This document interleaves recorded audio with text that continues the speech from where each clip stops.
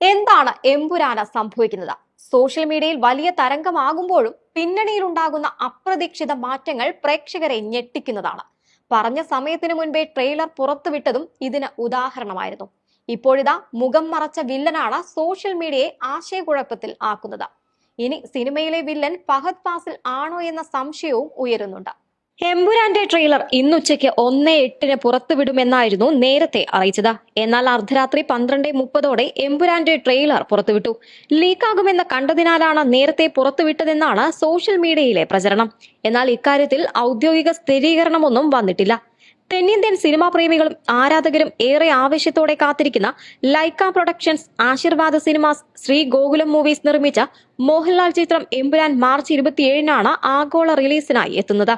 Qureshi Abraham, Stephen Nedumpally എന്ന പ്രധാന കഥാപാത്രമായി മോഹൻലാൽ അഭിനയിക്കുന്ന ചിത്രത്തിൽ Prithviraj, Manju Warrier, Tovino Thomas, Indrajith Sukumaran, Suraj Venjaramoodu, Jerome Flynn, Sai Kumar, Andrea ടിവാഡർ തുടങ്ങിയ വമ്പൻ നിര തന്നെയുണ്ട്.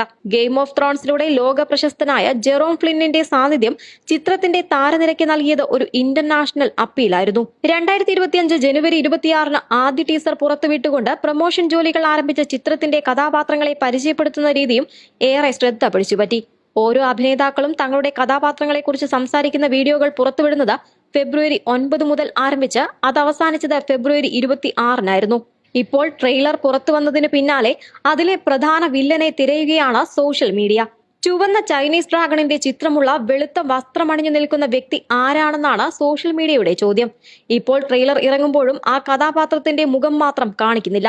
എന്നാൽ ആ ചുവന്ന ഡ്രാഗൺ ചിഹ്നം അയാളുടെ വസ്ത്രത്തിന് പിറകിൽ കാണാം. സിനിമയിലെ പ്രധാന വില്ലൻ ഈ കഥാപാത്രമാണെന്നാണ് റിപ്പോർട്ടുകൾ സൂചിപ്പിക്കുന്നത്. ഫഹദ് ഫാസിലിന്റെ ലുക്കുണ്ടെന്നും വില്ലൻ ഫഹദ് തന്നെയാണെന്നാണ് ഒരു വിഭാഗത്തിന്റെ കണ്ടെത്തൽ. അതേസമയം ബ്രേക്കിംഗ് ബാഡ് താരം ജോൺ കാർലോ എസ്പോസീറ്റോ ആണ് വില്ലനായി എത്തുന്നതെന്നും റിപ്പോർട്ടുകൾ ഉണ്ടായിരുന്നു.